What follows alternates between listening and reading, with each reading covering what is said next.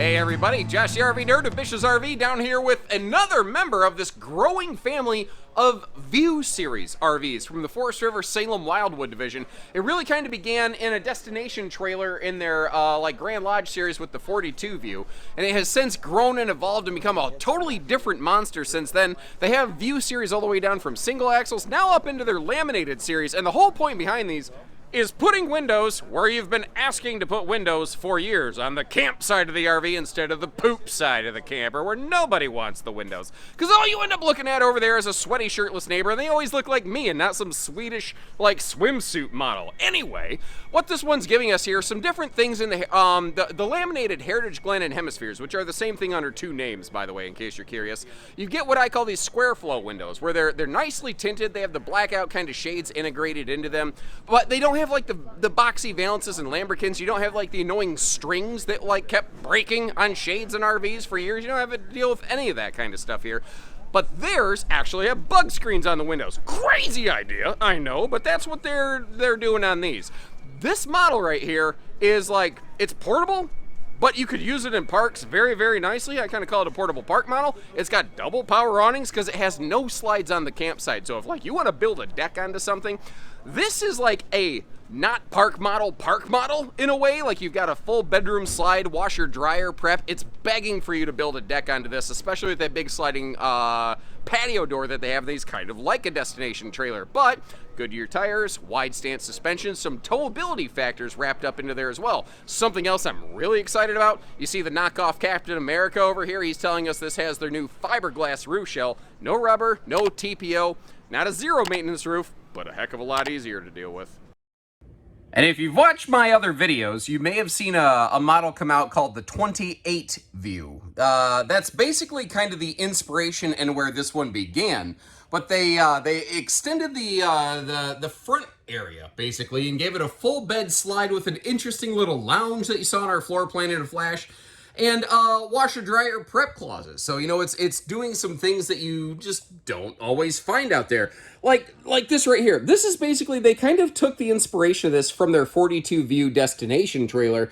They said, what if we apply some kind of like residential concepts to this RV? Like, you know, a lot of people, if you get into a lot of really modern trending houses, you get these kitchens with these gigantic, like super grand islands. And then you get, you know, like an open concept flowing into the living room. That's basically what they did here, but they did the RV version of it.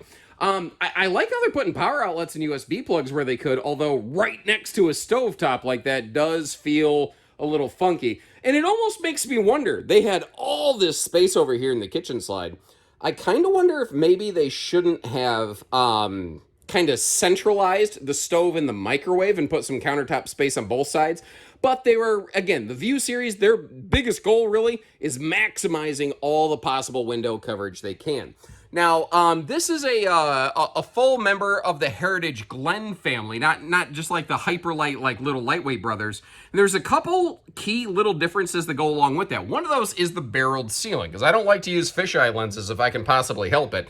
The sidewalls are still 6.5 foot tall, but the little kind of 2.5 inch sort of mini arch that you have here really does nicely open up the space. And then especially, like, I don't care if you're, you know, sitting at the dineland, if you will, the dining island or whatever you want to call it, or if you're, it doesn't matter where you are, you just have awesome views. They can put a skylight up in this. They probably didn't have to do that, but they figured at this point, why not? It's almost getting to the point I wonder why manufacturers don't just like make the entire ceiling a skylight, but I do worry about the insulation qualities at that point.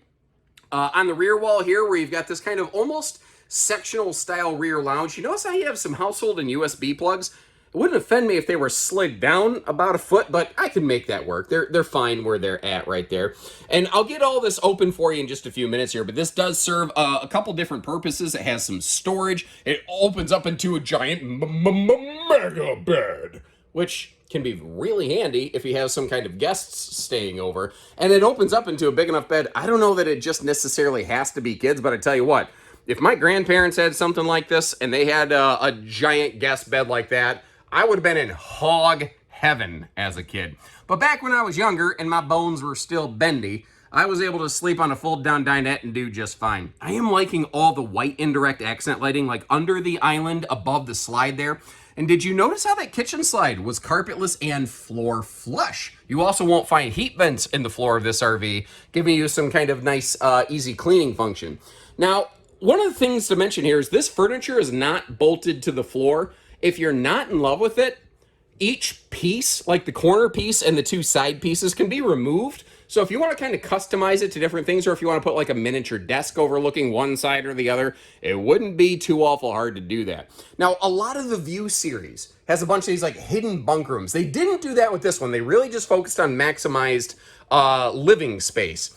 They did still incorporate some hidden function into the slide, however. We're going to begin right here by opening up the storage in the kitchen, because that's where this one's hidden storage is located. You have what I like to call a hidden pantry-tainment center behind that electric space heating fireplace. That is a big honking TV. The fireplace there puts out a lot of heat, by the way. It's an extra little kind of propane-free way of putting some bonus heat into your rig. Now, that big corner pantry, like you saw my backpack in there, that thing is absolutely huge. Plus, you have a very nicely sized coffee bar by the door. But if you really want to just stare out the windows, it has like a little dining bar included with it, and the stools that come with it, you can easily just kind of repurpose those things, for that purpose. Now, you may also notice how if you want total privacy, and with all these windows, sun exposure is a concern, without a doubt. You can pull the blackout shades integrated in those windows and just totally have full privacy anytime you want, and keep a ton of sunshine out of this thing, which will greatly help with cooling capacity. Now, if you add the second air conditioner to these, because these are 50 amp service, second air is optional, first air is a 15,000 BTU, but if you add the second air, you have an air conditioner on opposite ends of the RV, which is a really good mix for keeping some very efficient, cooling through the entire rig.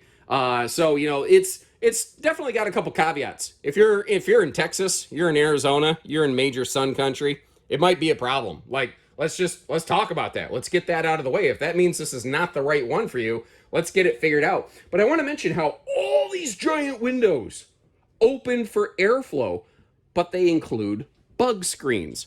A lot of times when you get these windows with the integrated shade like this, they don't have any sort of bug screen. Now, your extra large windows, they actually open sideways, not even up and down, to really blot the sun out of this thing.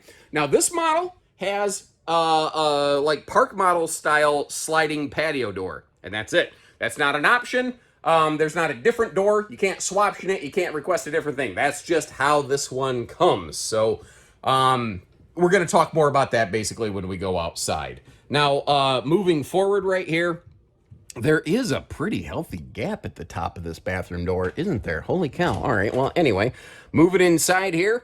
This bathroom, holy cow. You're seeing bathrooms arranged like this left, right, and center in the RV industry. I do like how they're giving us a medicine cabinet and an enclosed linen cabinet and a little space down there below the sink. And, down below the toilet paper roller, I think would be a good place for a little wastebasket. Actually, I think that toilet paper roller is way too far away from the toilet to really be functional. So what I would do is in this big open area next to the stool right here, I'd get like one of those standing toilet paper holder roller stand things. That's where I would put it.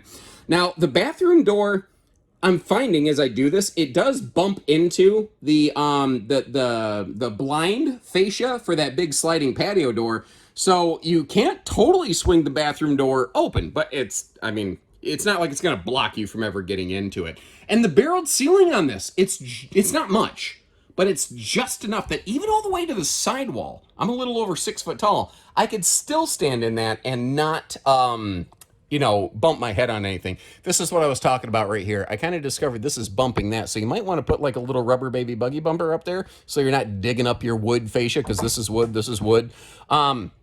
The door obviously opens enough to be functional. I just want to point that out.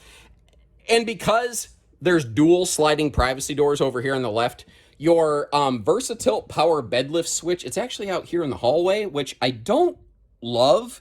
But being a couples model, not really being a bunk model, it's not like someone's going to be able to, come in here and be, while you're sleeping, they're like, messing with you, trying to disrupt your sleep patterns or anything like that. We will get the bed down and show you that in a little bit here. I'm hopeful they put like some USB plugs up in the ceiling above these trays or something like that. Because right now you've got like a tray to set a phone or something up there, but that's about it. You can't really do much else with it as a result. By the way, this is the only area in the RV you will find a floor heat vent. I just want to clarify that because I did mention no floor heat vents earlier. Because there's no cabinetry they could duct everything into, they did need to put one right there. But when you get that VersaTilt bed out of the way, you could do some serious bedroom yoga in this place. And they went with like, it's not the first time I've seen this, but they went with like an extra front seating lounge, or what I like to call a book nook. If you like to kind of sit up, like my daughter will do this. My daughter will just go to her room and she will just kind of sit in the corner of her bed, curl her legs up, and just sit there reading a book, which I think is awesome. I love that my daughter likes to read like that. I certainly did not. I did not read very much as a kid. I try not to read now if I can possibly help it. I feel like reading's for rich folk. Oh, man, that alarm clock is like me in the morning. It's laying face down. Look at that. Or me after a night of drinking. I don't know. I don't drink very much, though. When it comes to drinking, I'm an ultralight. I'm like a 2-drink drunk. Anyway, those are up really, really high. Like, holy crap, those are up high, but I'm not sure where else you would necessarily put them. So I guess it just kind of, is a little bit what it is. Now, pardon me. Wrapping our way around the corner, I mentioned double sliding doors. That's because you've got a closet over here. So when you have these like front book nook lounges where I'm sitting right now, like they're kind of cool. This is the view from it right here. No view, pun intended, necessarily.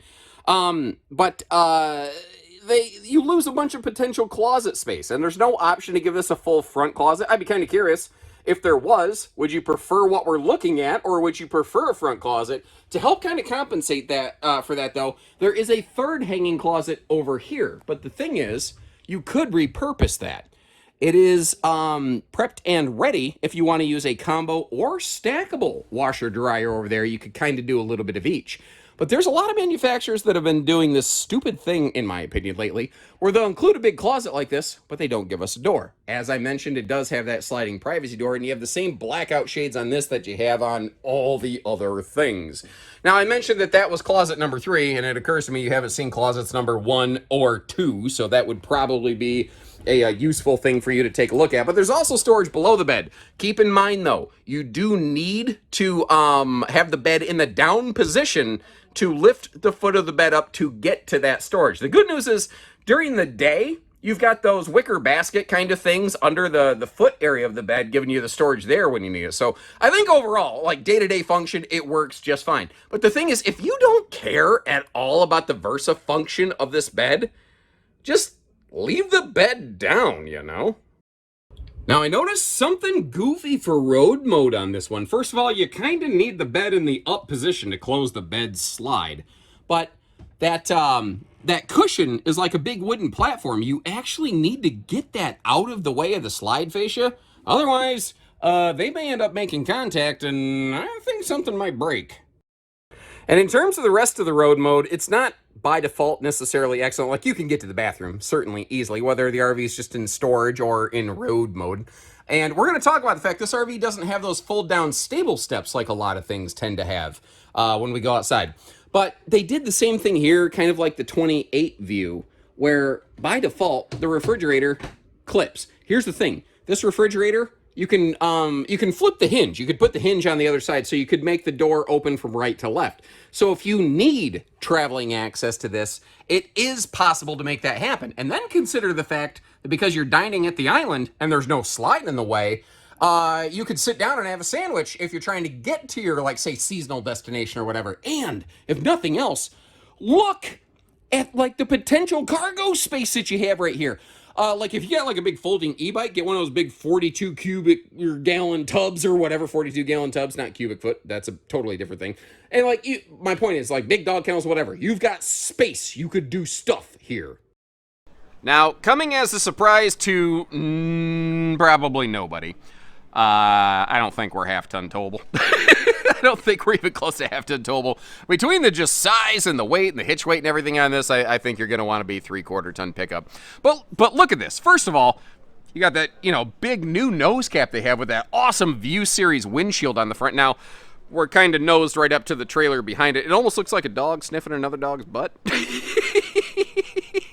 It's so stupid. Sorry. Anyway, but it just looks visually very, very cool. And you've got like a full normal big power awning encompassing that sliding patio door, but then right behind that, overlooking those big giant windows, you have another big patio awning. And as a result, what this one is just begging for is a massive big old patio party, because there's absolutely nothing eating up your patio space. Now, I've heard some people asking, why did they not use the stable steps on this RV? Remember that this does have that like almost park model destination style sliding door, and that's not an option. This model just has that thing right there.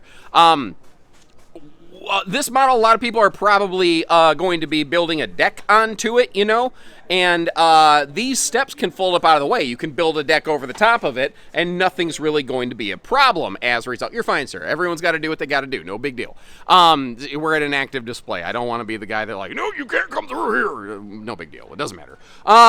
But you get the idea. If you want to build a deck onto this thing, if you just want to have it at a seasonal, you don't want to move it, that's a monster machine right there. You're going to have a lot of people rubbernecking taking a look at this sucker. What is also nice, it still has a full front pass-through compartment. It's, you know, square-sized doors on both sides, very consistent that way. Power corner stabilizers, you know, doing all the kind of crank work for us down here, just one push of a button. Down below, we do have the sectionalized accessibility, where you can drop individual little panels for various service reasons if needed. There is radiant barrier material going on under there. It does also have forced air heating as well as holding tank heat pads. But let's get over here to the tires. This is a long rig, you know.